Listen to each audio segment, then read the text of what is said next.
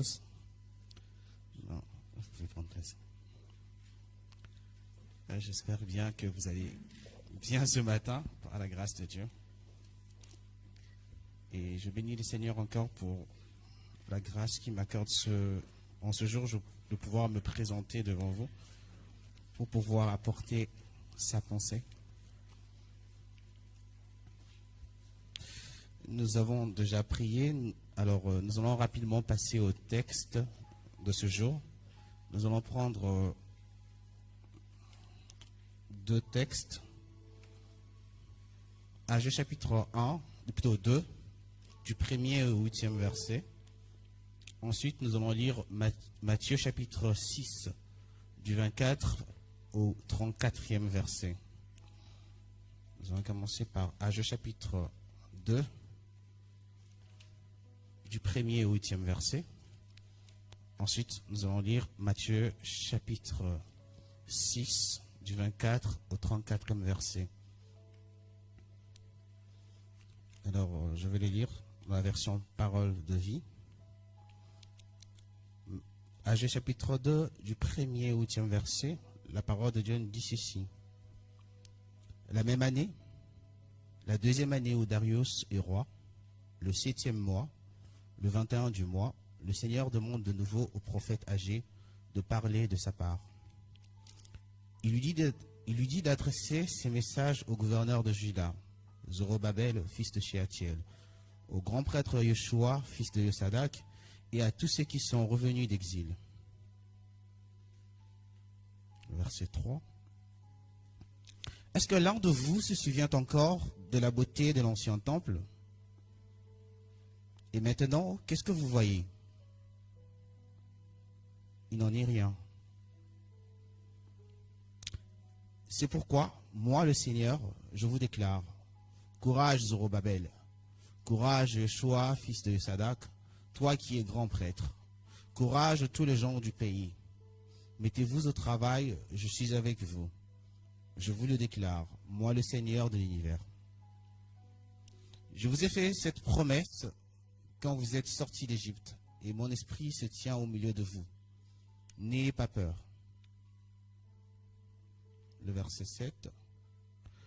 Je veux bouleverser les autres peuples. Leurs richesses arriveront ici en grande quantité. Je remplirai ces temples de beauté. Je l'affirme, moi, le Seigneur de l'univers. En effet, l'argent est à moi, l'or est à moi. Amen. Nous allons lire le deuxième texte, Matthieu chapitre 6.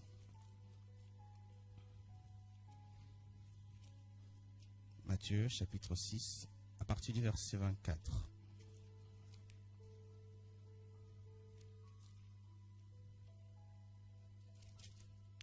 Alors la parole de Dieu nous dit ceci.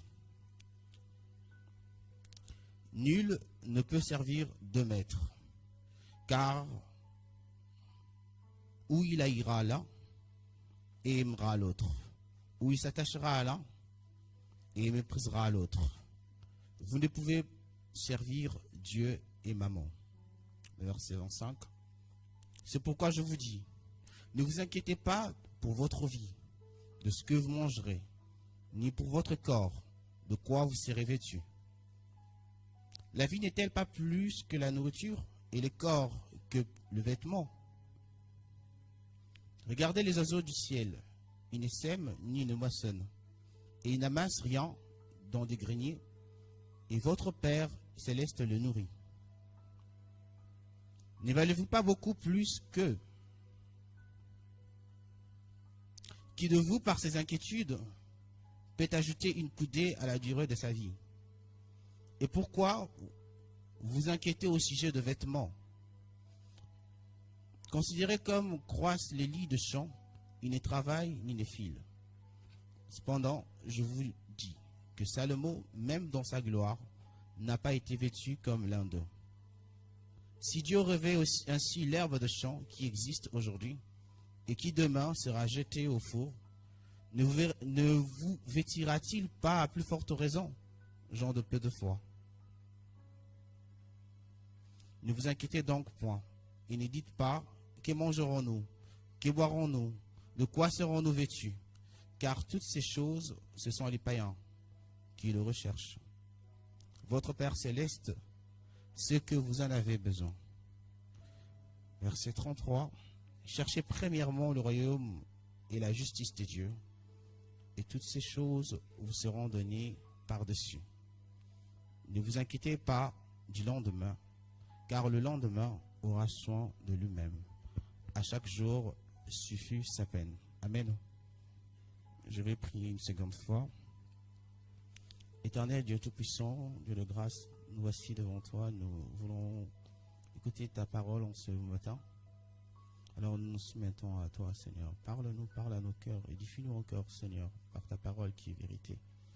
Au nom de Jésus. Amen.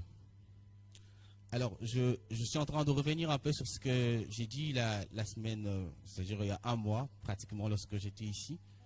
On avait commencé ce texte ensemble avec vous de Agé chapitre 1, du verset du 1er au 8e verset, où j'étais en train de rappeler dans quelles circonstances le prophète Agé était en train d'exprimer la parole du Seigneur, la pensée du Seigneur aux gens de Juda. J'avais martelé un peu sur la question du 21e jour, que c'était un jour de fête, et pendant ce jour de fête-là, ils n'avaient rien.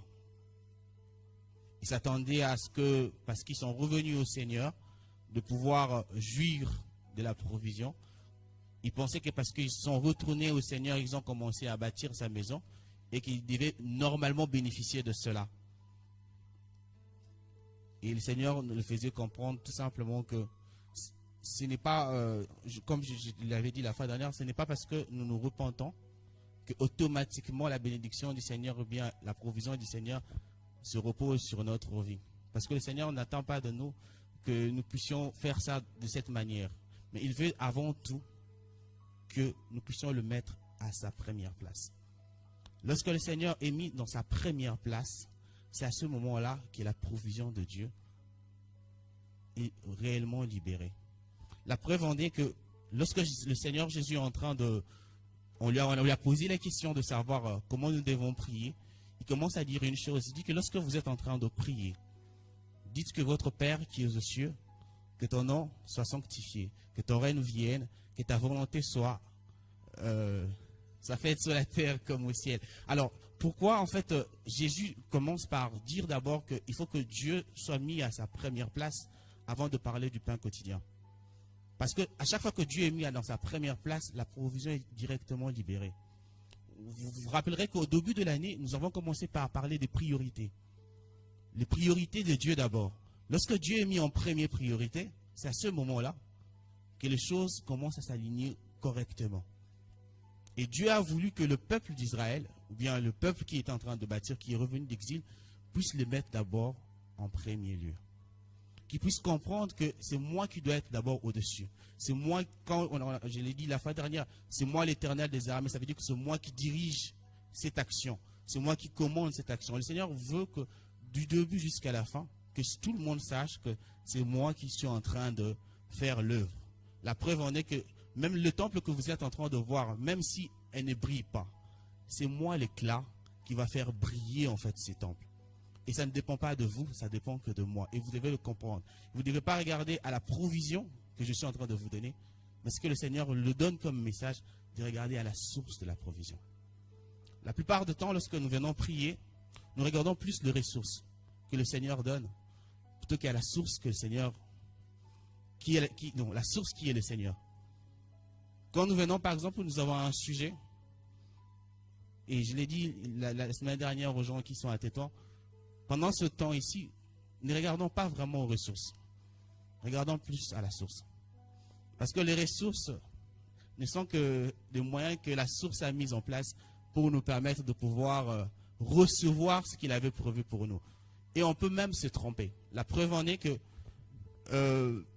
Abraham, qui nous parle de Jéhovah Jireh pour la première fois dans la parole du Seigneur, dans sa pensée, en fait, lorsqu'il était en train de sacrifier Isaac, c'était que lui, il se disait que, Hébreu nous l'a dit dans, je pense, Hébreu 11, entre 17 et 18, il a dit que dans sa pensée première, c'était que L'enfant là, même si on le sacrifiait, le Seigneur allait le ressusciter. Mais il ne connaissait pas véritablement ce que le Seigneur avait prévu. Parce que la source, lui, il a une autre vision de la provision qu'il peut donner. Raison pour laquelle il est mieux de regarder à la source que de regarder à la provision. Parce que tu ne sais pas comment Dieu va te bénir. Le Seigneur, lui, sait comment il va passer pour te bénir. Aujourd'hui, je veux parler de l'Éternel est mon pourvoyeur. Et j'aimerais beaucoup plus que lorsque nous sommes en train de dire que l'Éternel est mon pourvoyeur, de regarder plus à Dieu qu'à ce qu'il va donner comme provision. Alors, quand on parle de pourvoyeur, on sous-entend le verbe pourvoir, c'est-à-dire que pourvoir. Mais qu'est-ce que ça veut dire véritablement pourvoir à quelque chose? Est-ce qu'il s'agit simplement de donner? Le dictionnaire nous dit que lorsqu'on parle de pourvoir, bon, selon le dictionnaire, il nous dit c'est voir à l'avance. Donc ça veut dire que c'est plus que donner. Ça veut dire que la personne qui pourvoit a une position différente du donneur qu'on connaît. Parce que le donneur qu'on connaît, il répond des fois à un besoin immédiat. J'ai besoin de 500 francs, ou bien de 500 dirhams, il te donne un 500 dirhams. Mais le pourvoyeur est différent du donneur. Et je vais souligner 4 choses avant d'aller plus loin. 4 choses qui font en sorte que le Seigneur que nous sommes en train de servir, le Seigneur que nous sommes en train de suivre, est le véritable pourvoyeur. La première des choses, c'est que pour remplir la qualité d'un bon pourvoyeur, il faut d'abord que tu aies la capacité de voir le besoin avant qu'il ne survienne. Pour être un bon pourvoyeur, il faut que tu vois le besoin avant qu'il ne survienne. Et cette qualité-là ne peut être remplie que par notre Dieu. Parce que son omniscience lui permet de pouvoir savoir le besoin avant qu'il ne survienne. Il connaît réellement ce qui va arriver. Et le besoin qu'il est en train le besoin qu'il veut mettre même à ta disposition, il sait pourquoi il va le mettre. Parce qu'il connaît même au temps même précis qu'il va le placer. Mais pour être un bon pourvoyeur aussi, il faut préparer la solution à l'avance. Préparer la solution à l'avance. C'est la deuxième des choses pour être un bon pourvoyeur. Pour dire que des fois, on a des gens qui nous disent que je pourvois à tes besoins, mais ils ne sont pas de bons pourvoyeurs. Parce que des fois, ils peuvent nous donner des choses, mais dont nous n'avons peut-être pas besoin. Donc peut-être que ça ne va pas vraiment aller, ça ne va pas être résoudre le problème que nous avons. Mais notre Seigneur, il est celui qui voit d'abord le besoin avant qu'il ne survienne, mais il prépare aussi la solution à l'avance. Mais c'est la même chose que je dis tout à l'heure avec Abraham. Abraham a une idée dans sa tête. Il est conduit par sa foi, avec les bonnes pensées. Mais ce qu'il est en train de prévoir faire, c'est pas ce que le Seigneur a prévu de faire. Le Seigneur avait déjà prévu sa provision. La solution du Seigneur existait déjà. Il savait comment les choses allaient se passer. Parce que dans son omniscience, il sait ce qui va arriver sur la montagne. Mais il veut quand même que nous puissions faire, comme l'a dit notre modératrice, faire ces pas de foi. Troisième de chose, comme le qualité de bon pourvoyeur, il donne toujours au moment précis. Et c'est ce qui marque la fidélité de Dieu. Il donne toujours au moment précis. Il pouvait le faire voir à Abraham lorsqu'il était sur la montagne avant qu'il y avait un bélier à côté. Non. Il a attendu et il a donné au moment précis ce qu'il avait prévu. C'est la même chose avec Christ. Moi, je le crois. Que si je suis arrivé en 2025, c'est parce que le Seigneur avait prévu que je sois là en 2025. J'aurais pu naître avant 2025, avant même que Christ vienne au monde. Mais il avait prévu qu'en ce temps précis que je sois là, dans ce monde.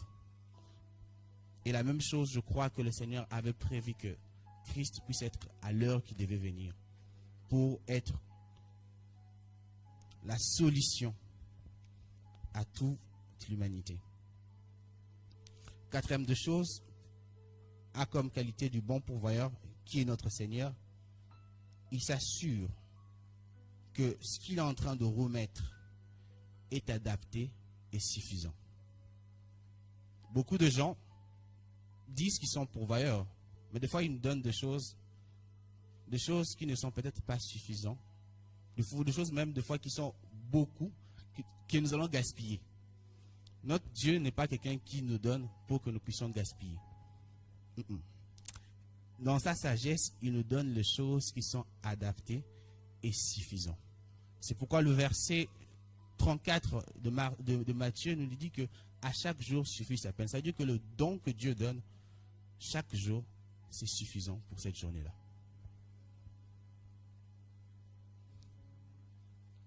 L'image que j'avais cette semaine, c'était l'image du berger. Chaque matin, le berger se lève, il va à la bergerie et il crie aux brebis. Il fait sortir ses brebis, il le conduit vers le pâturage, il mange. Une fois qu'il finisse, il le remet encore. Demain, il vient encore le récupérer et il le conduit, il le fait manger et il le remet à leur place. Et je me suis dit que c'est ça le pain quotidien de chaque jour. C'est véritablement ce berger qui vient chaque matin nous réveiller. Il veut partager une journée avec nous, partager une semaine avec nous. Parce que sa provision, il a prévu déjà quelque chose pour nous chaque jour. Mais la question est de savoir, est-ce que chaque jour-là, nous le suivons? Parce que chaque jour, Dieu prévoit quelque chose pour nous.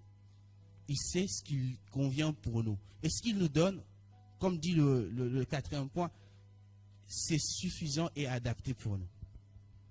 Pour ce jour-là. C'est à nous maintenant de comprendre que celui que nous sommes en train de suivre, c'est véritablement notre berger. S'il nous a donné aujourd'hui, ce que demain il va nous donner. Ce que demain il va nous donner, après demain il va nous donner. La provision n'est pas simplement quelque chose qui s'arrête à l'immédiat. C'est quelque chose qui est adapté et qui est d'une façon continuelle. C'est chaque jour que nous la recevons. Et Seigneur le fixe par rapport à la durée et aux besoins que nous avons. Par exemple, pour les enfants d'Israël, ils sont en train de bâtir la maison de Dieu. Et le Seigneur sait qu'ils ont besoin de ceci pendant ce temps-là. Et je leur fournirai tout ça. Après ce temps-là, je vais leur accorder ceci. Je vais leur accorder cela. Et il le sait très bien. Et c'est chaque jour, il sait ce qu'il va leur donner. Chaque jour, le Seigneur nous accorde des choses. Mais la question est de savoir si véritablement nous nous suivons. Ce n'est pas par hasard que le Christ dit que je connais mes brebis, ils entendent ma voix et ils obéissent. La question est de savoir si nous vraiment nous obéissons. Parce que la provision de Dieu est liée aussi à l'obéissance.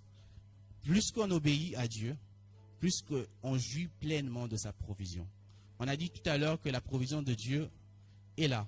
Dieu est là. Il a libéré sa provision. Mais la question n'est pas que Dieu a libéré sa provision. C'est comment moi, aujourd'hui, je peux jouir chaque jour de la provision divine. Je ne veux pas simplement prendre aujourd'hui, je donne un exemple. Je prends un poulet, je mange. Je dis d'accord, aujourd'hui j'ai mangé le poulet, c'est la provision de Dieu. Je m'arrête là, Seigneur, merci. Ce n'est pas le but du Seigneur. Le Seigneur veut que chaque jour, nous puissions vivre cela. Et cela passe par quoi? Par le fait que nous puissions s'attendre qu'à lui et à lui chaque jour. Chaque jour, chaque jour, chaque matin, chaque jour. Se réveiller chaque matin, s'attendre que, ok, bon, aujourd'hui je commence ma journée. Le berger de mon âme, voici ma journée. Conduis-moi là où tu vas m'amener. Et je sais que tu as prévu des choses pour moi. Que ce soit dans la méditation que je vais lire, que ce soit dans le travail que je veux faire, j'ai besoin de l'énergie, j'ai besoin de ceci, j'ai besoin de cela. Le bon berger, lui, on dit, le texte de Psaume 23, on le connaît tous, hein, il va nous conduire vers le bon berger, il va vers le bon pâturage, nous allons manger, il va restaurer notre âme, il va prendre bien soin de nous. Et la même chose, c'est le même exercice que nous faisons chaque jour. Et le Seigneur veut véritablement expliquer cela aux enfants d'Israël. Parce que les enfants d'Israël, depuis le début, depuis qu'ils sont revenus de l'exil, ils ont une forme de pensée. Cette forme de pensée, c'est que Dieu n'était plus prioritaire. Dieu ne régnait pas vraiment. Peut-être certains suivaient un peu le rituel, mais le règne de Dieu, ce n'était pas ça. C'est parce que Dieu voulait. Aujourd'hui, on peut se poser la véritable question. Est-ce que aujourd'hui, nous sommes en train de bâtir notre propre vie? Est-ce que le Seigneur règne réellement? Parce qu'on verrait bien dire que l'Éternel est mon pourvoyeur. Mais l'Éternel est mon pourvoyeur passe par l'obéissance à Dieu. L'obéissance à Dieu, c'est vraiment laisser Dieu régner sur nos vies et nous conduire et nous guider chaque jour. C'est pour vivre pleinement ce qu'il a prévu pour nous.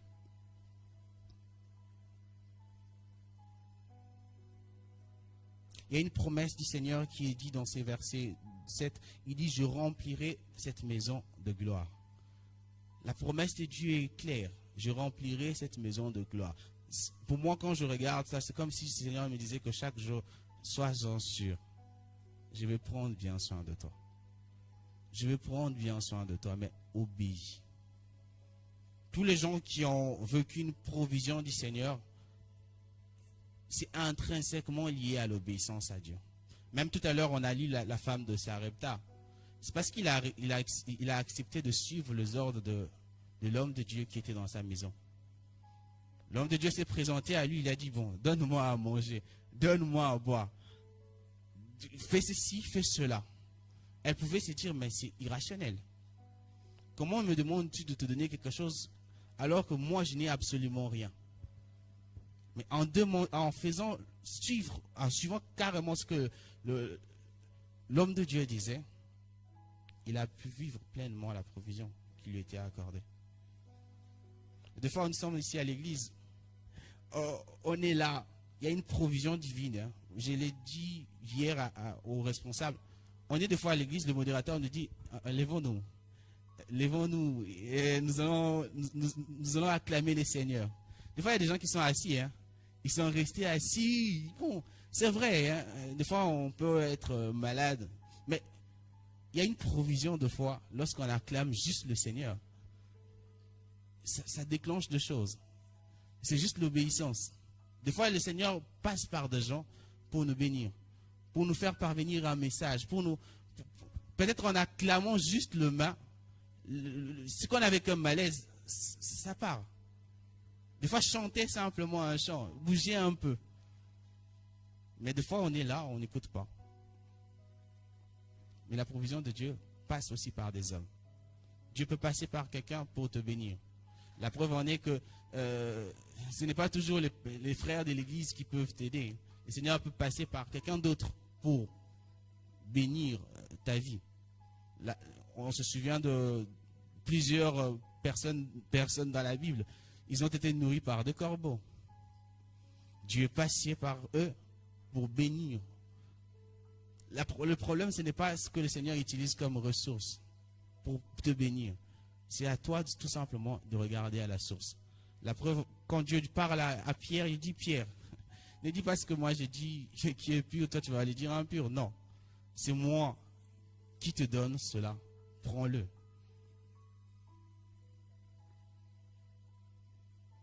Si en sortant de ce culte, vous avez que les yeux fixés sur la provision, il y a des choses peut-être que vous allez rater. Parce que vous n'allez pas peut-être comprendre comment Dieu va passer pour vous bénir. Ce que j'aimerais rappeler, même si vous oubliez ma prédication de ce matin, regardez à la source de Dieu. Fixez votre regard sur Dieu et Dieu seul. Dis, Seigneur, bon, je ne connais pas comment les choses vont finir ce mois, ni encore finir cette année. Mais ce que je veux faire à partir de maintenant, c'est que je veux laisser que ton règne soit sur moi. Je veux vivre en regardant simplement sur toi. Et je te laisse faire le reste. Comme étant le bon berger lui connaît le champ où nous allons manger. Il connaît l'endroit où nous allons partir. Il connaît le chemin. C'est lui qui nous montre le chemin vers la véritable cité. Laissons-nous guider. Laissons-nous conduire par Dieu.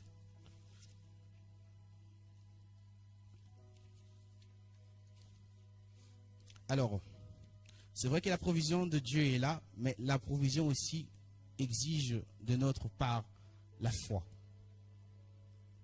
La foi, c'est que ce que nous avons mangé aujourd'hui est suffisant. Et parce que c'est suffisant, rendons grâce à Dieu. Quand je dis suffisant, ça ne veut pas dire toujours que la quantité est toujours au rendez-vous selon notre façon de voir les choses. Aujourd'hui, on peut manger ça. C'est petit. Mais notre regard, comme notre regard, ce n'est pas au niveau de la ressource que Dieu nous a donnée, mais au niveau de sa source. Nous rendons grâce à Dieu. C'est lui qui comprend que Dieu est véritablement son pourvoyeur. Il ne regarde pas les ressources. Il regarde quotidiennement la source. Chaque jour, même si on a pris que du riz blanc, on rend grâce à Dieu. On a pris que du pain et on a acheté un peu de la sardine, on s'est partagé en groupe, on rend grâce à Dieu. On dit, mais Seigneur, c'est ce que tu nous as donné aujourd'hui. Nous savons que tu prendras soin de nous. Et le Seigneur prend soin de nous. Mais nous devons garder la foi, croire que Dieu va agir aujourd'hui, demain et après-demain.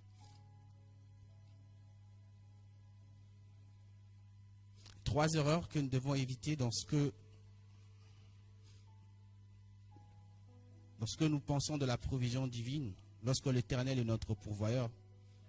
Parmi un, je l'ai cité tout à l'heure, c'est croire que Dieu doit pourvoir comme nous le voulons. Non. Dieu ne va jamais pourvoir comme nous le voulons. La souveraineté de Dieu, c'est que Dieu peut agir malgré même notre découragement. La preuve en est que les enfants d'Israël sont découragés parce qu'ils ont fait une saison où ils n'ont pas assez de nourriture. Mais le Seigneur a décidé à ce moment-là de leur donner la provision. Malgré donc, le découragement. Ils s'attendaient à ce que s'ils font des efforts et qu'ils reviennent au Seigneur et qu'ils font ceci, c'est après cela que Dieu allait leur donner la provision. Mais Dieu a décidé, non, c'est pas ça. Je le donnerai quand je veux, quand je vais le décider. Et quand il a décidé de pouvoir donner la provision, il a libéré sa provision, indépendamment de ce qu'eux ils pensent. Abraham, on l'a vu, indépendamment de ce que lui-même il pensait, Dieu a agi. Pas comme lui le voulait, mais Dieu a pourvu. Et ce que Dieu a pourvu a révélé a créé une forme d'adoration, une révélation que lui-même n'avait pas sur Dieu. Parce que la provision de Dieu, à chaque fois que ça se manifeste dans la vie de quelqu'un, ça nous révèle quelque chose que nous ne comprenons même pas, que nous n'avons jamais saisi. À chaque fois qu'on regarde Abraham, même la femme de Sarepta, elle a compris quelque chose que peut-être d'autres n'avaient pas saisi. On l'a dit tout à l'heure qu'à chaque fois qu'on portait un récipient, ces récipients-là se remplissaient. À chaque fois qu'on portait un récipient, ces récipients-là se remplissaient. Est-ce que, je ne sais pas si vous pouvez imaginer un peu cela. Vous avez vécu toute votre vie chrétienne, vous n'avez jamais vu ces gestes miraculeux. À chaque fois que j'apporte quelque chose qui est vide, cela est rempli. À chaque fois que j'apporte quelque chose qui est vide, cela est rempli. C'est comme si Dieu te disait que je remplirai tout ce que tu m'apporteras là. J'apporterai les solutions à tout ça. Donc, il n'y a rien en fait que tu vas... C'est au moment où toi tu dis que, Seigneur, je n'ai plus rien à te donner. Ah, non, je m'arrête. C'est un peu ce que le Seigneur est en train de le faire vivre en fait. Et elle est en train elle-même de vivre une expérience. Je me dis, vu que ce sont des histoires de l'Ancien Testament, on ne peut pas comprendre. Je me pose la question, comment elle a vécu après une telle expérience. Comment ne pas avoir la crainte de Dieu dans ce genre de choses? Deuxième de choses,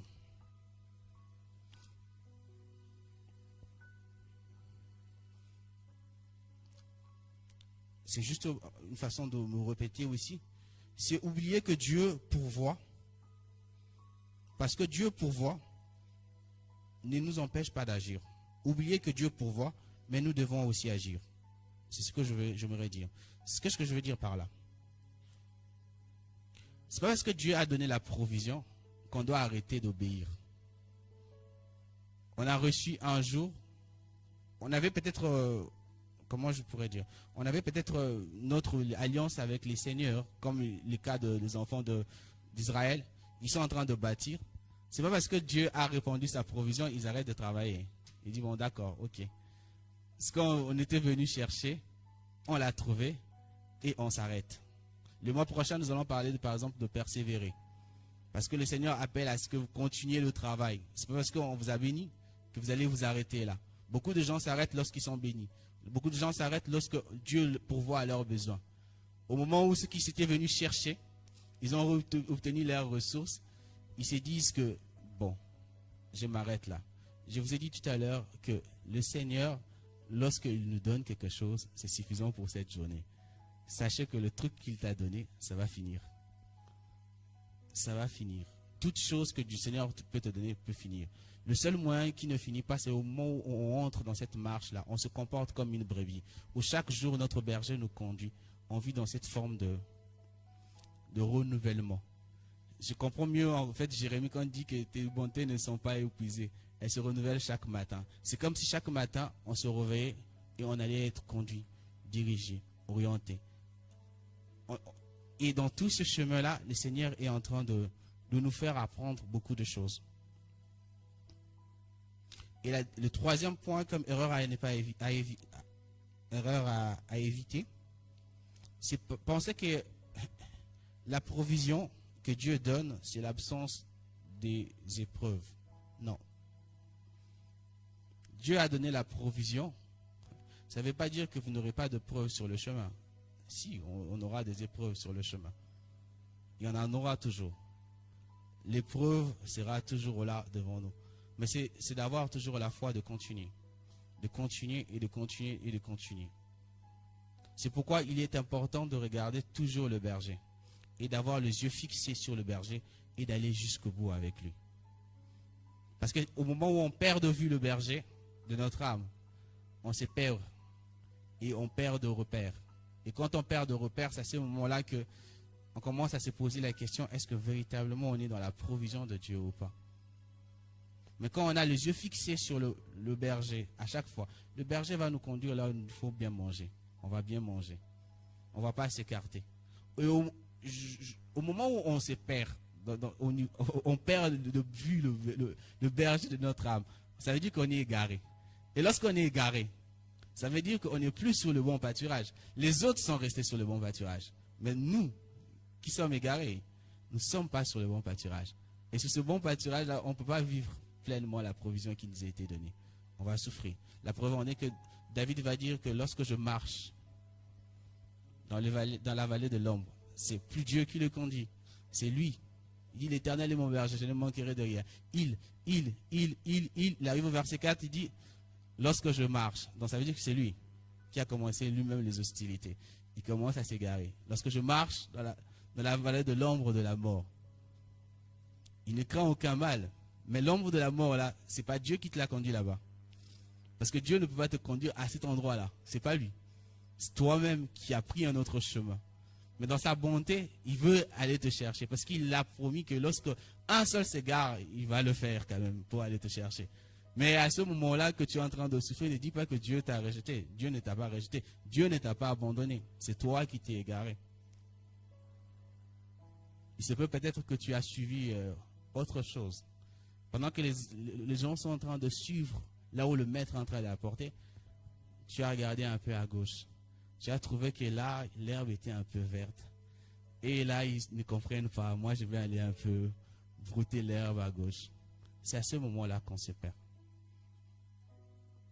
Ce que Dieu nous donne est suffisant. Il se peut que des fois, on regarde beaucoup plus à la richesse qui est à gauche. Alors qu'on se dit que là où le Seigneur va nous amener là, on va juste manger un peu. Moi, je vais manger beaucoup.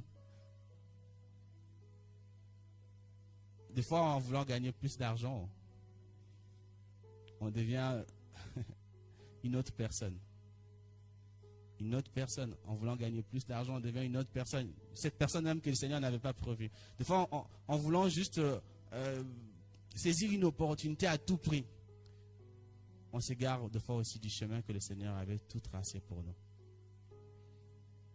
Alors, il est important aussi, quand tu dis que l'Éternel est mon pourvoyeur, d'avoir les yeux fixés vers la source et non sur la ressource. Car la ressource change selon le temps et les circonstances. Les saisons changent et les ressources changent. Quand tu te plains, Dieu change aussi deux fois.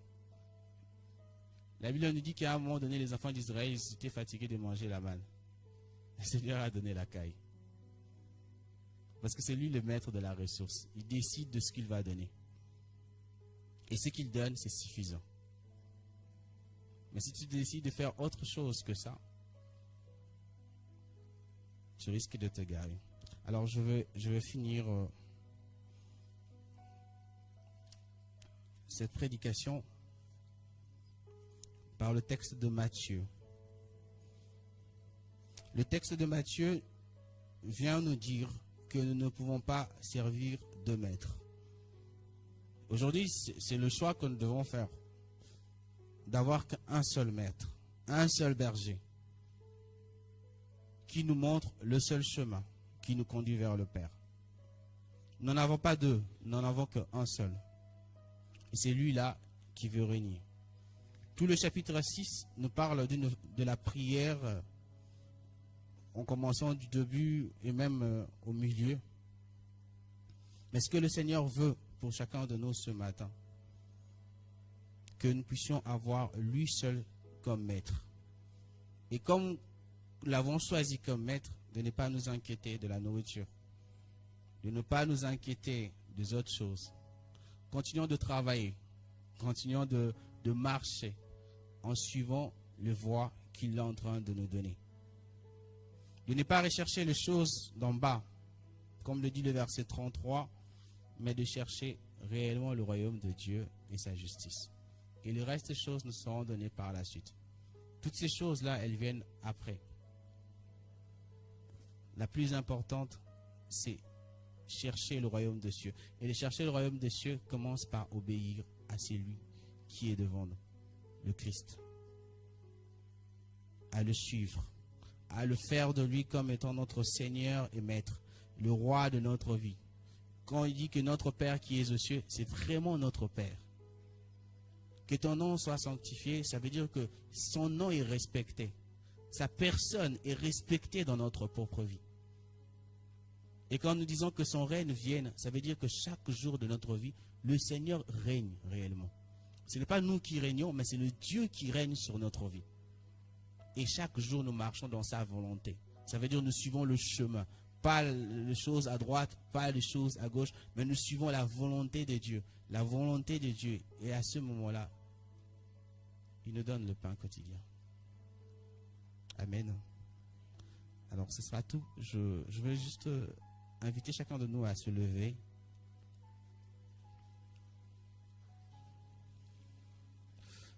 Nous allons prier.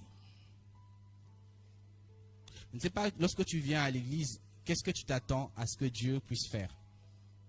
Peut-être tu te dis, bon Seigneur, je veux avoir ceci, je veux avoir cela, je veux accomplir ceci, je veux accomplir cela, je veux partir ceci, je veux partir là-bas. Mais le Seigneur ce matin nous dit simplement, regarde tout simplement à la source. Fixe tes yeux vers le ciel, vers moi. Et c'est là viendra ton secours. Ça ne viendra ni de l'Orient, ni de l'Occident. C'est moi qui pourvois et je veux faire les choses à ma manière. Alors tu vas dire, Seigneur, je laisse les choses à côté. Et mes yeux, je les fixe vers toi simplement. Et j'ai dit, Seigneur, que ta volonté soit faite. Tu peux dire ça.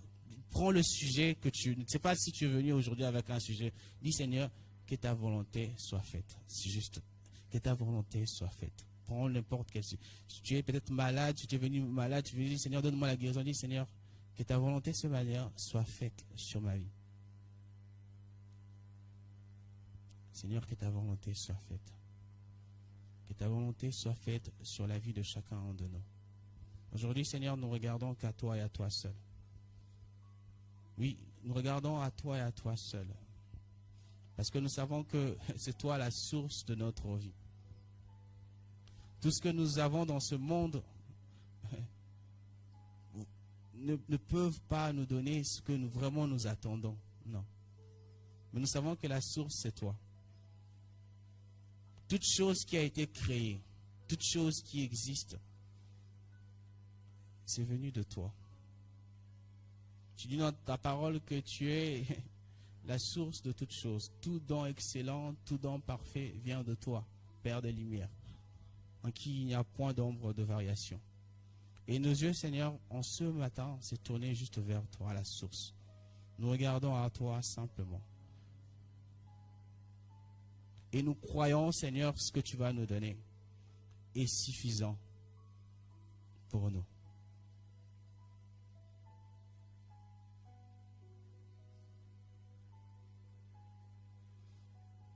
Alors tu vas regarder en ce deuxième temps le besoin maintenant de ta propre famille. Il se peut qu'il y a des choses peut-être qu'on veut avoir dans notre famille, mais ça n'arrive pas jusqu'à présent. Tu vas regarder à Dieu et dire, Seigneur, c'est toi le véritable, c'est toi mon pourvoyeur. Alors tu connais ce qui est mieux et agréable pour ma famille. Alors moi je regarde simplement à toi. Conduis-nous, conduis ma famille là où toi tu veux. Et nous, ce matin, nous allons juste te suivre. Père, nous voici devant toi. Comme des brebis, Seigneur, nous te suivons. Nous te suivons, Seigneur, sur ce vert pâturage. Josué disait que moi et ma famille, nous servirons le Seigneur car il a fait de merveilles. Oui, Seigneur, nous te suivons. Nous te suivons tout simplement. Oui, ma future famille, ma famille présente, Seigneur, oui, je prie, Seigneur, que nous tous, nous puissions te suivre tout simplement. Suivre cette voie que tu as tracée déjà pour nous. Oui, nous te faisons confiance parce que nous savons que c'est toi notre pourvoyeur. Oui, tu as déjà prévu de choses bonnes pour nous. Et nous savons que là où tu nous conduis, oui, nous atteindrons véritablement l'objectif que tu as fixé pour nos vies. Et nous voulons, Seigneur, à la fin de cette vie, que aucun de nous ne puisse rater cela.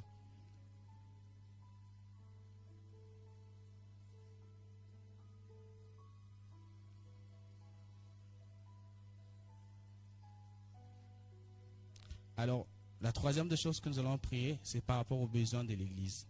Que ce soit à Tétouan, que ce soit à Tanger. On s'attend à beaucoup de choses. Cette année même, on s'attendait à beaucoup de choses en termes de moyens, de finances, tout ça, des matériels. Nous allons dire, Seigneur, on a regardé trop aux ressources. Seigneur, ce matin, nous regardons à toi la source. Parce que tu nous as dit que l'or et l'argent t'appartiennent. Alors, nous regardons à toi, Seigneur. Prends soin de ton Église. Prends soin de tes serviteurs. Que ce soit sur l'Église locale, l'Église nationale, prends soin de tes serviteurs. Prions et recommandons aussi l'Église entre les mains de Dieu. Oui, Seigneur, c'est toi le pourvoyeur. Tu n'es pas simplement le pourvoyeur de nos vies. Tu es le pourvoyeur de notre Église, de notre famille. Tu es le pourvoyeur aussi, Seigneur, de cette grande famille que nous formons avec toute l'Église nationale. Nous avons des fois des défis, nous avons des fois de problèmes. Des fois, nous regardons aux ressources au lieu de regarder à la source. Mais ce matin, nous regardons à toi, la source de toutes choses. Tu as dit l'or et l'argent t'appartiennent. Devant tous les défis que nous pourrons rencontrer, Seigneur, nous regardons à toi, la source de la provision. Pour voir aux besoins, Seigneur, de ton Église, Seigneur. Tu connais mieux que nous ce qui se passe dans ton Église. Tu connais mieux que nous les défis que rencontrent les responsables des églises. Tu connais mieux que nous. Mais nous regardons qu'à toi la source. Tu as dit l'or et l'argent t'appartiennent et que tu as répondu ta provision. Alors nous, ce matin, nous te faisons confiance. Nous faisons confiance, Seigneur, de continuer cette marche avec toi, de bâtir ton Église. En te laissant, Seigneur, se charger du reste. Au nom de Jésus. Amen.